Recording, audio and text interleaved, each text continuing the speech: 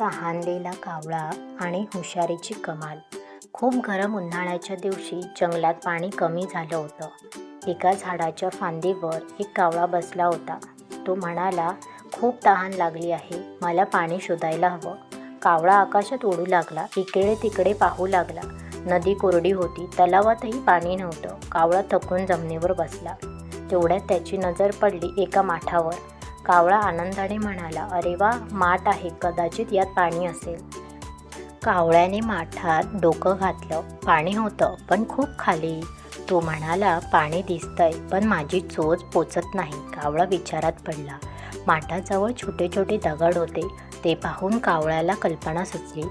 जर मी दगड टाकले तर पाणी वर येईल. तो एक एक दगड माठात टाकू लागला. थोड्याच वेळात पाणी वर आलं. कावळ्याने छान पाणी प्यायला तो खूप आनंदी झाला. तो म्हणाला, हुशार विचार केला म्हणूनच मला पाणी मिळालं. समस्या कितीही कठीण असली तरी विचार केल्यास उपाय नक्की मिळतो.